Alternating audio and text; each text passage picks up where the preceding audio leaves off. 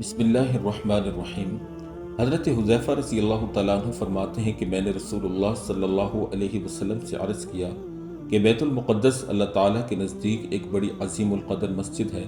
آپ نے فرمایا کہ وہ دنیا کے سب گھروں میں ایک ممتاز عظمت والا گھر ہے، جس کو اللہ تعالیٰ نے سلیمان بن داؤد علیہ السلام کے لیے سونے چاندی اور جواہرات یاقوت و زمرد سے بنایا تھا، اور یہ اس طرح کہ جب سلیمان علیہ السلام نے اس کی تعمیر شروع کی تو حق تعالی شانہ نے جنات کو ان کے تابع کر دیا۔ جنات نے یہ تمام جواہرات اور سونے چاندی جمع کر کے ان سے مسجد بنائی۔ حضرت حذیفہ کہتے ہیں کہ میں نے عرض کیا کہ پھر بیت المقدس سے یہ سونا چاندی اور جواہرات کہاں اور کس طرح سے چلے گئے؟ تو آپ صلی اللہ علیہ وسلم نے فرمایا کہ جب بنی اسرائیل نے اللہ تعالیٰ جل شانہ کی نافرمانی کی اور گناہوں اور بدعمالیوں میں مبتلا ہو گئے، انبیاء علیہ السلام کو قتل کیا، تو اللہ تعالیٰ نے ان پر بخت نصر بادشاہ کو مسلط کر دیا جو مجوسی تھا۔ اس نے 700 برس بیت المقدس پر حکومت کی، اور قرآن کریم میں آیت فَإِذَا جَاءَ وَعْدَ أُولَاهُمَا بَعَثْنَا عَلَيْكُمْ عِبَادًا لَنَا أُولِي بَأْسٍ شَدِيدٍ، یہی واقعہ مراد ہے۔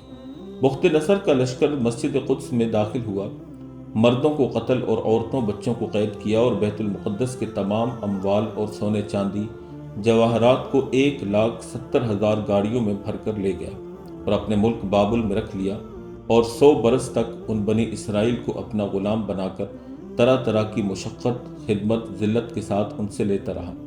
پھر اللہ تعالیٰ نے فارس کے بادشاہوں میں سے ایک بادشاہ کو اس کے مقابلے کے لیے کھڑا کر دیا، جس نے بابل کو فتح کیا اور باقی ماندہ بنی اسرائیل کو بخت نصر کی قید سے آزاد کرایا، اور جتنے اموال وہ بیت المقدس سے لایا تھا وہ سب واپس بیت المقدس میں پہنچا دیے۔ اور پھر بنی اسرائیل کو حکم دیا کہ اگر تم پھر نافرمانی اور گناہوں کی طرف لوٹ جاؤ گے تو ہم بھی پھر قتل و قید کا عذاب تم پر لوٹا دیں گے۔ آیت قرآن عسیٰ ربکم ان یرحمکم وان عدتم عدنا سے یہی مراد ہے۔ پھر جب بنی اسرائیل بیت المقدس میں لوٹ آئے اور سب اموال و سامان بھی قبضہ میں آ گیا، تو پھر معاصی اور بدعمالیوں کی طرف لوٹ گئے۔ اس وقت اللہ تعالیٰ نے ان پر شاہ روم قیصر کو مسلط کر دیا۔